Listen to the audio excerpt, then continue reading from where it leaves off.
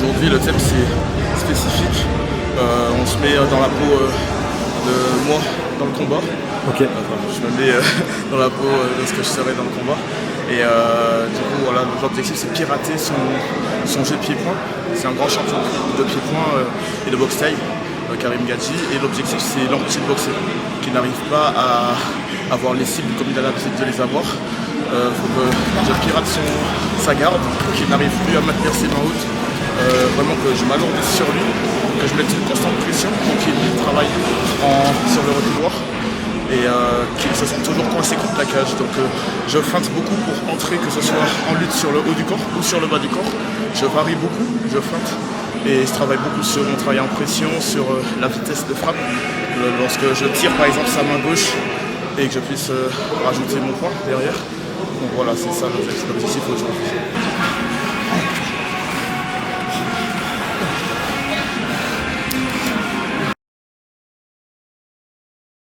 Du coup, on a un beau combat, on a du challenge et aussi on a un positionnement. Il faut avoir un positionnement quand on a des clients en management pour savoir où ils en sont, pour pouvoir les monter. Et c'est ce qui se passe aussi à RS6 là, avec Jordan Zebo contre Karim Gadji. Donc Jordan Zebo, vous avez peut-être découvert lors des mondiaux amateurs où il avait fini 3e. Donc là il affronte un sacré nom, donc très très jeune Jordan. Donc en cas de victoire, bah ce serait superbe pour lui, mais en cas de défaite, oui, bah ça voudrait dire que la marche Karim Gadji, qui a 39 ans, a été un petit peu trop haute pour le moment. Au niveau de la gestion de votre effort, je veux un maximum de débit, un maximum de puissance. C'est bon? Allez, 3, 2, 1, c'est parti!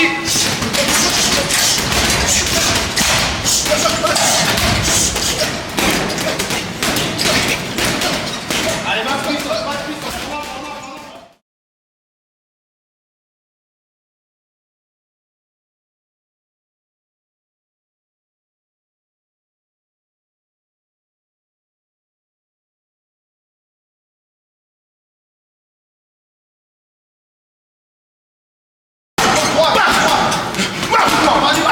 Allez, on passe en dessous. Allez, on envoie direct. Allez les gars, max débit, max débit. Allez, j'arrive. On envoie. Allez, encore.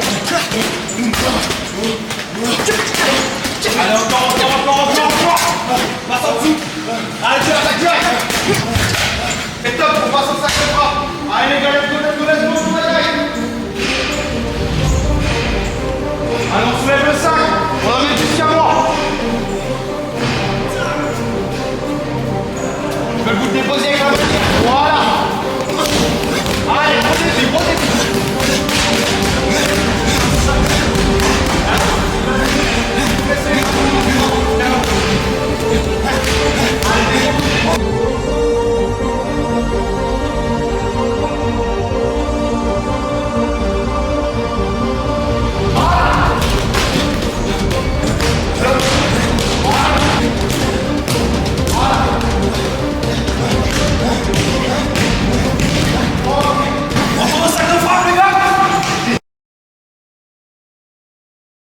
Ouais, alors aujourd'hui ce qu'on a fait c'était en fait un travail assez spécifique.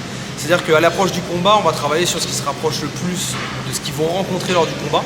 Donc on a fait du travail au sac de frappe, et du travail en grand end pound avec du soulevé de sac et des frappes au sol. On part sur une base de 3 fois 5 minutes, 4 fois 5 minutes, mais à chaque fois 5 minutes pour prendre le temps qu'ils ont lors des rounds pendant le combat. Et en fait voilà, tout simplement c'est vraiment se rapprocher des efforts qu'ils vont avoir à faire durant leur fight, quoi.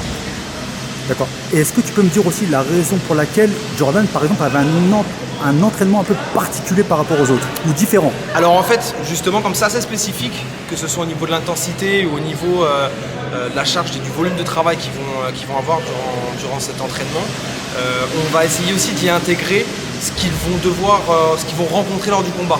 Donc par exemple, on va avoir Jackie qui va travailler à distance de son adversaire car c'est un lutteur, son adversaire, donc il ne faudra pas qu'il rentre en contact avec lui. Teddy au contraire a un style très rentre dedans, donc il va au contraire devoir se rapprocher et rentrer dans son adversaire pour pouvoir le frapper vraiment très puissant et proche de lui.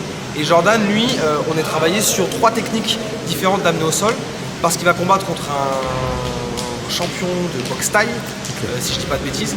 Et donc du coup, la clé peut-être du combat se jouera sur le fait que Jordan a une grosse puissance de takedown et la capacité à emmener ses adversaires au sol. Donc on a travaillé 3 techniques différentes de takedown qu'il va devoir répéter et répéter, même après avoir fourni un gros effort de travail.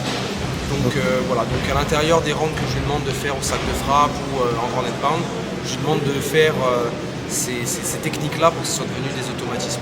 Ok. Et on peut dire que pendant cette phase d'entraînement, ils sont ils sont mis en condition telle que le jour du combat en termes d'intensité. Alors en termes d'intensité, ils vont être même ils sont au-delà de ce qu'ils vont rencontrer dans le combat. Là, on leur demande un énorme volume de travail avec énormément de puissance, donc ils n'arrêtent pas. Donc là, en termes d'intensité et de volume de frappe, ils en ont beaucoup plus là à l'entraînement que le jour du combat. Ok. Par contre, le jour du combat, ils auront un facteur stress qui va jouer sur leur cardio qu'ils n'ont pas ici.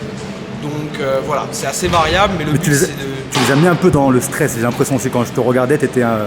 Alors je sais pas si je les mets dans le stress, mais en tout cas j'essaie de faire en sorte qu'ils se reposent pas sur... Alors le but c'est de vraiment être dans sa zone rouge. Le but c'est de vraiment aller chercher ces derniers retranchements, si je puis dire. Il faut vraiment être dans une zone qui n'est pas confortable. Comme ça, le jour du combat, on est d'autant plus près à l'intensité qu'on va nous demander. Encore une fois, là, ici, ils sont dans la salle dans laquelle ils s'entraînent, ils sont avec moi, et puis ils ne reçoivent pas de coups. Ça, c'est le plus important. Le jour du combat, ils vont recevoir des coups, il y a un public, il y a des lumières, il y a du bruit. Il y aura un facteur stress qui sera présent. Donc, s'ils n'ont pas l'habitude d'avoir le cœur bien accroché et prêt à donner de l'intensité, du volume, ça risque d'être compliqué. Ok. Merci à toi. Merci beaucoup.